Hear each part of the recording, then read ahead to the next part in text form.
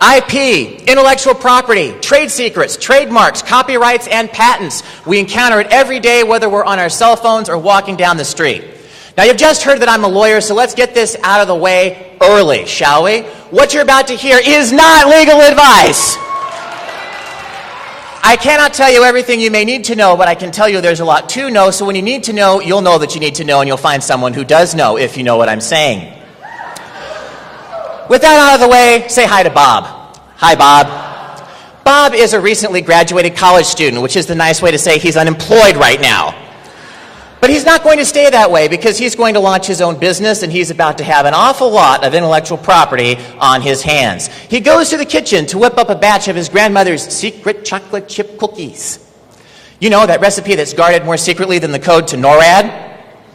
Now this is going to be the foundation of his business, and this recipe could become a trade secret, which is information that has value to someone because they could make money off it.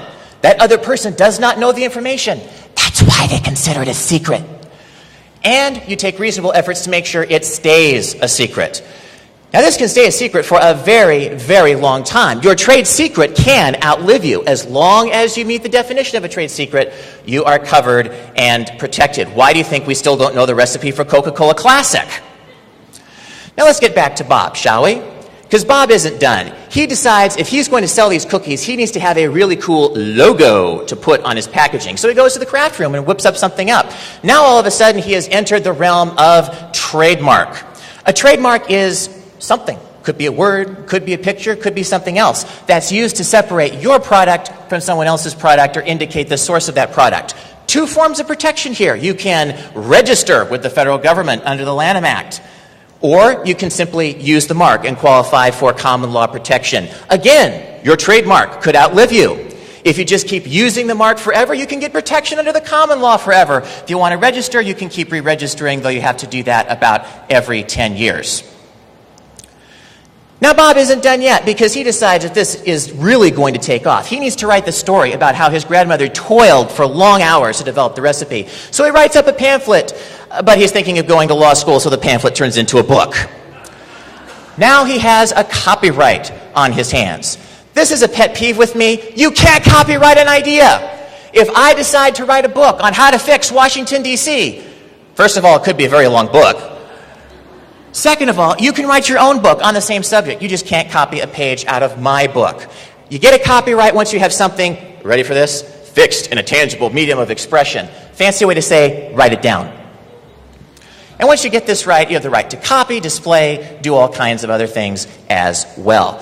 Your copyright will almost certainly outlive you because it lasts for your life plus another 70 years, or it could be a work to hire, which can get a little bit messy, and then you're looking at 95 years or 120 years, as the case may be. But Bob is not done because he figures out he needs better equipment if he's going to take this idea commercial. So he goes to the garage and crosses his mother's blender with his dad's chainsaw, and he creates a new mixer so he can be rolling in dough.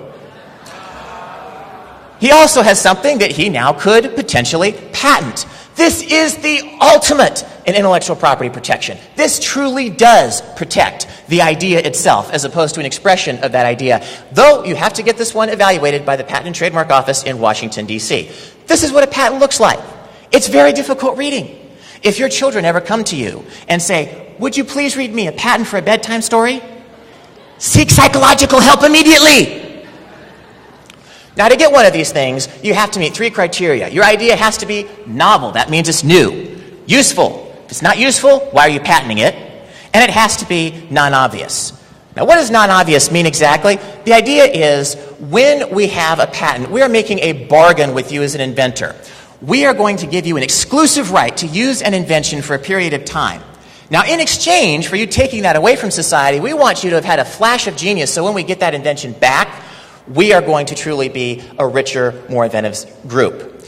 Now, patents, this one you should hopefully outlive because patents only last about 20 years on average. Occasionally, you'll get a design patent, which is a little bit different. That lasts for about 14 years. So, much greater protection, but a much shorter time frame. There you have it. Intellectual property, trade secrets, trademarks, copyrights, patents. We encounter intellectual property every single day. Join me in saying, "Ip, ip, hooray!"